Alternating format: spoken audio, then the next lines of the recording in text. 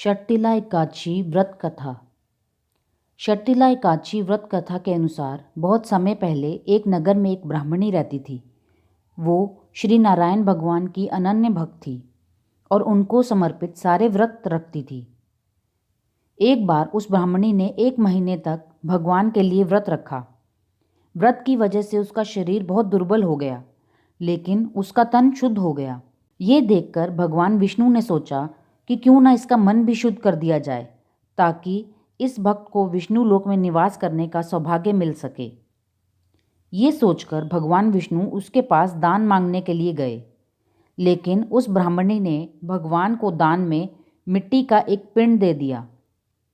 श्री हरि दान लेकर वहां से चले आए। कुछ समय बाद ब्राह्मणी की मृत्यु हो गई और वे सीधा विष्णु लोक पहुंची। विष्णु लोक में उसे रहने के लिए एक कुटिया मिली, लेकिन वे पूरी तरह से खाली थी। इसके बाद उस महिला के मन में ख्याल आया कि मैंने जीवन भर प्रभु की सेवा की, लेकिन मुझे क्या मिला? खाली कुटिया। तब श्री हरि ने कहा कि तुमने अपने मनुष्य जीवन में कभी भी अन्न या धन का दान नहीं किया।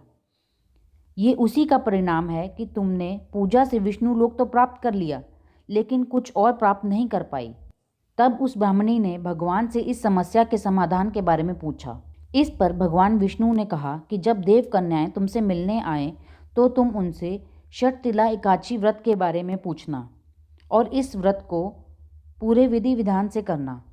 भगवान विष्णु के बताए अनुसार उस ब्राह्मणी ने देव कन्याओं से षट्टिला एकादशी व्रत की विधि जानी और पूरी श्रद्धा और नियम के साथ इस व्रत को रखा। इस व्रत को रखने के बाद उसकी कुटिया सभी आवश्यक वस्तुओं, धन धान्य आदि से भर गई और वो काफ़ी रूपवती भी हो गई। इस प्रकार षट्टिला एकादशी व्रत कथा लोगों को अन्नदान का महत्व बताती है। कहा जाता है कि इस दिन तिल दान करने से सौभाग्य बढ़ता है और दरिद्रता दूर होती है। ओम नमो भगवते वासुदेवाय।